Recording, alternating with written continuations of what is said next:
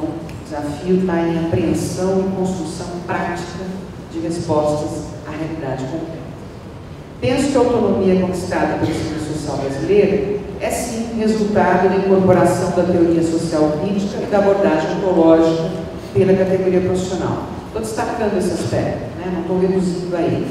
No entanto, para evitarmos enganos, é preciso marcar que essa incorporação ou a inflexão teórica realizada pela categoria profissional interior do projeto de cultura, que hoje oferece as bases do projeto hegemônico do Serviço Social brasileiro, não resultou da inspiração de uma elite acadêmica, mas do esforço teórico de segmentos progressistas, né, no interior da profissão, que se viu confrontado pela realidade social e profissional. Ou seja, a inflexão teórica do serviço social realizada em meados dos anos 80 e que orienta a produção hegemônica da categoria profissional só pode ser operada pelo esforço de apreensão teórica da realidade que desafia o trabalho profissional e que desafia cotidianamente esse trabalho. Nessa direção, pensar a autonomia profissional como conquista fundamental de nossa categoria é tratá-la como um aspecto, no meu modo de entender, né, de uma maioridade profissional nesses 19 anos do Código, da Lei de Regulamentação e de outras conquistas que se seguiram a isso.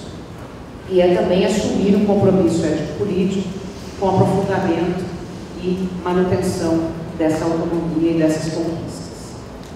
A autonomia conquistada pela categoria profissional é relativa em face da totalidade social e, portanto, não está assegurada de forma absoluta e imutável. Aliás, como nada está na processualidade histórica do ser social. Desse modo, nossa autonomia é cotidianamente confrontada pelos constrangimentos impostos pela ordem do capital. Esse é o solo, a gente não pode deixar de reconhecer. O metabolismo contemporâneo da ordem do capital tem se revelado extremamente hostil às práticas, atividades e conquistas que se colocam na compra corrente da dominação burguesa. Sem muito esforço teórico, é possível identificar as derrotas históricas da classe trabalhadora no âmbito da seguridade social, e aí mais especialmente eu estou falando da mercantilização da saúde, da previdência, os traços de focalismo e filantropismo da assistência e das políticas no âmbito da seguridade, dos direitos trabalhistas, precarização, flexibilização, desproteção do trabalho, da cidadania, sucateamento do ensino em todos os níveis, ausência de políticas de geração de emprego, mercantilização de todas as formas de atendimento das necessidades sociais, apropriação privada do fundo público, concentração de renda, depredação do patrimônio ecológico, por aí vai. Os constrangimentos contemporâneos da ordem burguesa, postos aos trabalhadores quando apreendidos em suas determinações estudantes, revelam as estratégias dominantes para assegurar a reprodução ampliada do capital. Tais constrangimentos assumem matizes particulares diversos, confrontam a nossa capacidade teleológica do trabalho cotidiano e nos desafiam a construir estratégias que assegurem nossa autonomia profissional. Dessas considerações sobre a autonomia conquistada, sobre a maioridade profissional e o caráter relativo em face da totalidade, gostaríamos de levantar uma série de provocações que nos estimulem a pensar em que medida estamos contribuindo cotidianamente para consolidar nossa maioridade profissional na perspectiva da autonomia conquistada. Retomo uma ideia central, para fazer essa provocação, eu quero retomar uma ideia central que está presente na tradição marxista e nas elaborações do Serviço Social brasileiro vinculadas a essa tradição, que é a ideia de que não existe uma teleologia na história, mas a teleologia como capacidade é uma exclusividade do indivíduo social, do sujeito histórico. Então, eu vou partir dessa centralidade para pensar a processualidade histórica, para fazer algumas provocações. Ou seja, o que significa isso? Para a ontologia social, a história não tem intencionalidade, finalidades, valoração, mas são os indivíduos sociais que agem teleologicamente. São os indivíduos sociais que agem de forma intencional e valorativa, para responder às necessidades históricas. Nesse sentido, e de forma extremamente complexa e dinâmica, os indivíduos sociais são os sujeitos que, através de suas escolhas e ações, dão concretude e sentido ao processo histórico. Mesmo considerando que os constrangimentos da ordem do capital ultrapassam os indivíduos sociais, ou seja, somos determinados socialmente, não se trata de uma vontade voluntária, ideal, só no plano da consciência, não é disso que eu estou falando, estou reforçando a ideia, né, de que a teleologia passa pelo indivíduo. Então, eu tenho que considerar os constrangimentos da ordem do capital que ultrapassam os indivíduos sociais. Ou seja, mesmo considerando que as escolhas dos indivíduos são determinadas socialmente, cabe marcar que o caráter teleológico das ações não é eliminado pelas determinações fundantes da dominação da nação burguesa. Eu estou destacando, então, que o nosso trabalho cotidiano, embora determinado pelos antagonismos da luta de classes, e é isso mesmo, preserva, ainda que muito relativamente, um âmbito de autodeterminação que envolve nossa capacidade teológica de orientar nossas escolhas e ações numa dada direção social. Capacidade teleológica que indica, né, o caminho e a escolha que essa categoria fez. Ou seja, a direção social que queremos dar é aquela indicada pelo projeto profissional e pelos valores e princípios éticos que expressam o caráter valorativo desse projeto. Os valores e princípios da ética profissional dos assistentes sociais brasileiros expressam os compromissos assumidos pela categoria profissional diante da realidade social profissional. Ou seja, eles têm sentido histórico. Eles têm sentido histórico, eles têm uma mediação, num certo grau, abstrata, porque o valor sempre tem uma dimensão abstrata, na verdade, na medida em que indica, né, um nível de generalização e de universalidade. No entanto, a sua concretização passa pela incorporação crítica desses valores e princípios pelo sujeito individual e por sua identificação subjetiva com eles. Afirmar os valores e princípios da ética profissional supõe enfrentar os constrangimentos do capital no cotidiano e fazer a crítica ao cotidiano, mas supõe também a adesão crítica dos sujeitos individuais a essa referência teórica, a essa concepção de homem e de mundo que está na base de fundamentação do nosso projeto e da ética profissional. E, portanto, uma identidade subjetiva, ideológica e cultural com tais valores.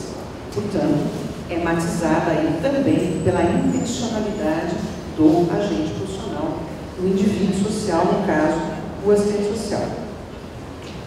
É disso que eu estou tentando tratar aqui. Atestam, né, esses compromissos assumidos pela categoria frente à realidade social e profissional, atestam nossa maturidade teórica de apreensão das formas históricas de reprodução da desigualdade e, portanto, nosso compromisso com as forças e segmentos sociais que lutam pela realização da igualdade. Então, a gente também coloca no nosso horizonte profissional e ético-político a necessidade de fortalecimento da luta regional dos trabalhadores, porque reconhecemos nessa luta a base de legitimidade social que queremos dar ao nosso trabalho. Revela que esta categoria profissional tem um compromisso com a qualidade dos serviços prestados, na perspectiva de consolidação dos direitos. Indicam as bases teóricas e éticas sobre as quais realizamos nosso trabalho diante das demandas institucionais e das necessidades apresentadas pelos usuários. A autonomia conquistada em nossa maioridade profissional tem sido, sim, desafiada por esses constrangimentos contemporâneos da ordem do capital. E num contexto histórico de retrocessos e derrotas históricas do campo democrático, que é isso que nós estamos vivendo, e aí a violação de direitos, a derrota da democracia, cabe aos indivíduos profissionais indagar sobre as possibilidades cotidianas de responder a esses constrangimentos, assegurando a direção social estratégica e valorativa, portanto, ética e política do nosso projeto profissional. E aí eu vou fazer uma série de questões que faço para mim, cotidianamente, e que espero que façamos sempre, porque esse é o caminho da busca de resposta. Qual tem sido nossa capacidade estratégica de assegurar nossa autonomia e maioridade profissional no cotidiano institucional? Então, quando a gente olha para o nosso cotidiano institucional, a pergunta é: nós estamos organizados estrategicamente para assegurar essa autonomia? Estamos efetivamente exercendo nossa capacidade crítica para a apreensão do real significado das demandas institucionais apresentadas ao nosso trabalho? Isso vale para os assistentes sociais que estão inseridos na docência, né? Estamos exercendo essa capacidade e nos perguntando qual é o real significado dessas requisições institucionais que estão sendo colocadas para nós, assistentes sociais, ou estamos incorporando, estamos tratando como um limite da nossa condição de assalariamento, estamos tratando como uma impossibilidade concreta de questionamento, sem a crítica.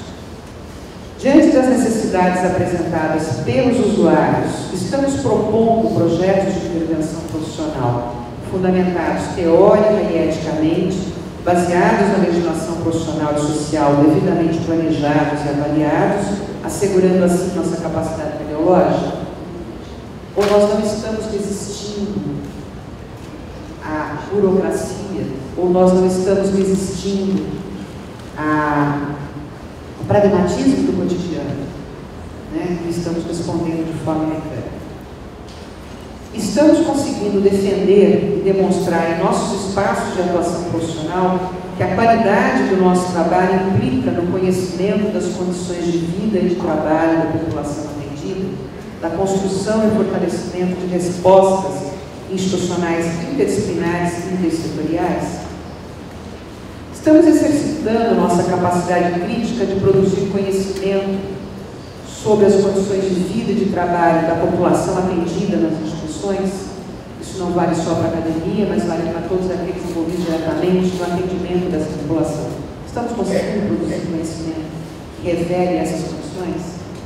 Estamos nos organizando para questionar e enfrentar a lógica dominante do produtivismo que tem marcado a forma de produção de dados no interior das políticas sociais? Isso vale para a produção do conhecimento, a publicação, etc.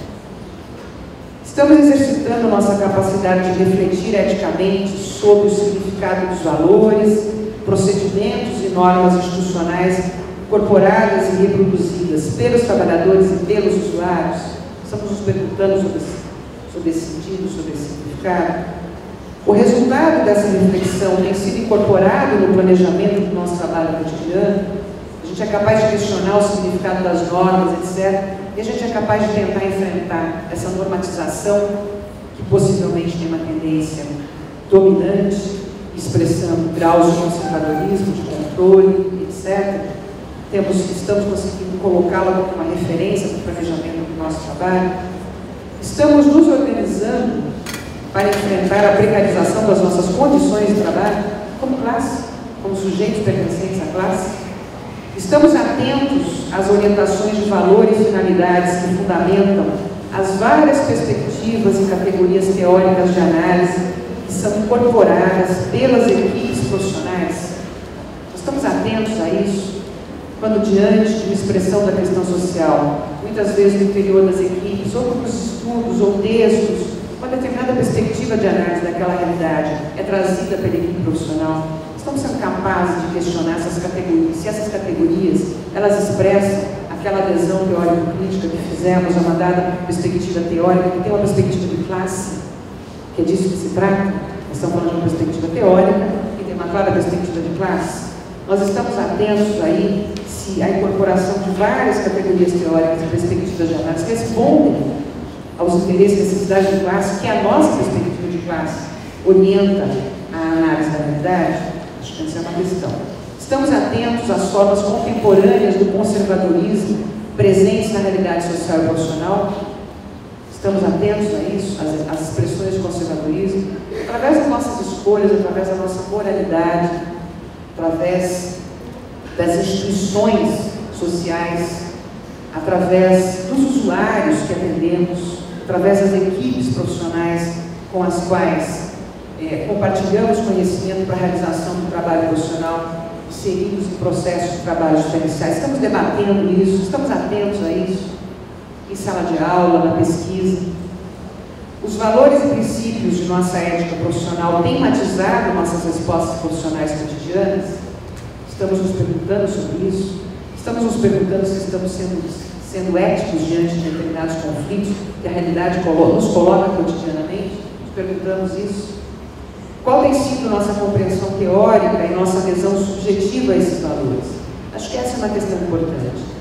Como a discussão dos fundamentos do nosso projeto profissional e a discussão dos fundamentos da ética profissional passa por uma tradição teórica densa, né? Quando eu falo de ontologia do ser social, eu estou falando de uma perspectiva filosófica de apropriação da contribuição de Marx, como ela é densa, como ela exige de nós um esforço mesmo de dialogar de forma autônoma com essa tradição, de construir um pensamento crítico e autônomo, e não mera reprodução, né, de categorias como se elas fossem dogmas, como se elas fossem palavras-chave para me situar em um determinado universo cultural, mas em que medida eu estou enfrentando esse debate, me apropriando. Não estou dizendo que todo mundo tem que, como assistente social, se transformar no filósofo, no sentido acadêmico inteiro. Não estou dizendo aqui que todo mundo tem que ler italiano, alemão, para se apropriar dos clássicos. Eu não estou dizendo isso, eu estou dizendo em que medida nós estamos enfrentando o aprofundamento da nossa maturidade intelectual, com todas as nossas dificuldades do que isso significa para cada um de nós. Nós temos buracos na nossa formação cultural, né? Eu estou me incluindo nisso, nós temos buracos na nossa formação. Cada vez mais esse buraco se acentua por conta da precarização da formação, né? Pelas exigências produtivistas em relação à formação, por exemplo, docente. Né? A gente já tem um debate sobre isso, mas nós estamos efetivamente enfrentando essa discussão, nós estamos efetivamente nos apropriando das categorias centrais para que elas façam sentido, para que elas deem orientação para a nossa escolha teleológica, ou nós estamos nos relacionando com esse debate, com essa tradição cultural de forma também alienada ou pouco autônoma, né? Alienada no sentido de não me apropriar dela, no sentido de não me identificar subjetivamente com ela. Então, acho que essa pergunta também é importante para nós. Nós tratamos os valores defendidos pela nossa categoria profissional como abstrações bonitas e distantes da realidade social profissional, ou como referências valorativas que possuem legitimidade histórica, representam conquistas históricas da classe trabalhadora, não estão descoladas da potencialidade histórica de realização, né? Podem ser afirmados, sim, claro que de forma particularizada, relativa no cotidiano profissional. Estou terminando. A produção teórica contemporânea do serviço social brasileiro, essas perguntas são para nós, tá? E aí, já finalizando mesmo, a produção teórica contemporânea do serviço social brasileiro tem sido apropriada por nós na perspectiva da relação dialética entre teoria e prática, ou não identificamos as mediações existentes entre essa produção e a realidade cotidiana do nosso trabalho profissional. A gente tem feito esforço, né, nas nossas equipes, na supervisão, na formação profissional, para reconstruir as dimensões teóricas, né, que existem entre esse patrimônio cultural do serviço social e a realidade dinâmica, contraditória, concreta, que aparece de forma fragmentada, superficial, para a nossa intervenção. A existência de uma distância entre a produção teórica da categoria e a realidade do trabalho profissional fora da academia é uma responsabilidade exclusiva da academia? Ou é de todos nós? Quais têm sido as demandas apresentadas pela categoria e que não estão sendo respondidas pela academia? Nós conseguimos identificar isso? Nós conseguimos identificar como é possível produzir conhecimento crítico no âmbito da atuação profissional nos serviços? Nós estamos conseguindo reconhecer que também a universidade não está conseguindo responder a demandas de conhecimento que são trazidas pela realidade? Estamos tratando o estágio supervisionado como espaço central da formação e como espaço potencial de troca e formação permanente? Estamos fazendo isso? Nós, estagiários, nós, assistentes sociais, supervisores de campo, nós, assistentes sociais, supervisores acadêmicos. Estamos valorizando esse espaço como um espaço rico, potencialmente mediador da discussão teórico-prática da nossa intervenção, potencialmente rico para identificar as mediações valorativas e os constrangimentos presentes ali na realidade profissional. Estamos mesmo fazendo isso, né? O que é preciso se organizar do ponto de vista da estratégia coletiva para assegurar isso. Obviamente que não temos resposta para todas essas perguntas, porque não se trata de uma resposta individual e porque as próprias perguntas carecem de múltiplas determinações que não temos condições de abordar. Mas isso não nos impede, e acho que é isso que eu quero enfatizar, né, que embora as respostas não dependam de um esforço individual isolado, sem engajamento crítico e participativo de cada um de nós como indivíduos sociais, como agentes profissionais, o coletivo se torna uma grande abstração. O que, isso é importante, só favorece a perspectiva da dominação burguesa. Né? A dominação pressupõe isso. A dominação pressupõe essa nossa incapacidade de vinculação estratégica no cotidiano do eu com o nós. Então, favorece a perspectiva de dominação burguesa, a qual interessa a passividade, o conformismo, a fragmentação da classe trabalhadora, de suas lutas e, principalmente, a reprodução de práticas cotidianas reiterativas da violação de direitos e da barbárie. Eu gostaria, para finalizar mesmo, né, que essas provocações, né, que eu estou colocando aqui, e elas são feitas, porque considero efetivamente que a autonomia conquistada pelo Serviço Social Brasileiro é um caminho sem volta. Considero isso. Considero que é um caminho sem volta no sentido de que, assim como a gente trata os valores humanos genéricos, né, porque mesmo que eles não se realizem concretamente, como conquista da humanidade, como horizonte, eles permanecem sendo válidos.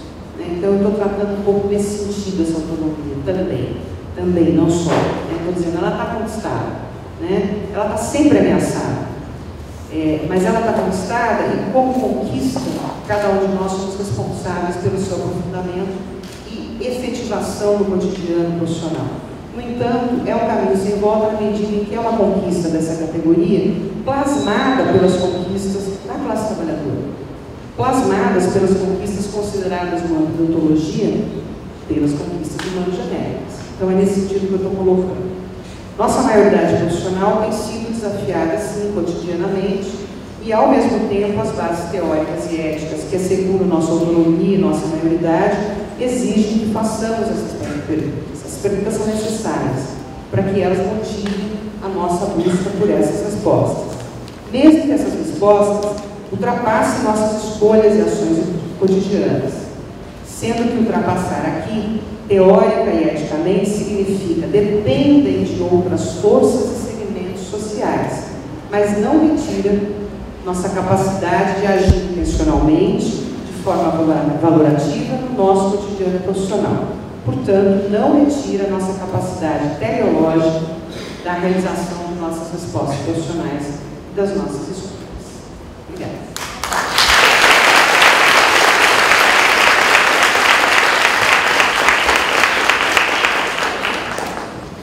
Agradecemos também à professora Cristiane, colocações também super importantes para nós aqui no debate.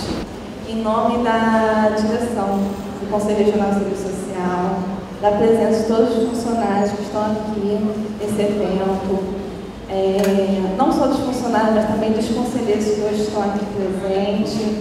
Vocês não sabem como que é uma loucura a organização do mês de maio, que não começa no mês de maio, começa com 3 ou 4 meses de antecedência. É formada uma comissão organizadora do mês de maio, que é formada não só de conselheiros, mas também de funcionários, assistentes sociais de base, mas no final das contas todo mundo se envolve. Não tem essa só a comissão se envolver, só a comissão organizar os eventos, os mini-cursos, as palestras, não, mas no final das contas todo mundo se envolve. E hoje a gente está aqui com esse número, né, de 350 participantes, né, porque a comissão organizadora, né, esteve presente, fez seu papel e a gente também junto. E a gente tem que realmente estar agradecendo também os funcionários aqui do CREAS, que hoje estão todos aqui presentes. Muito obrigada a vocês, tá?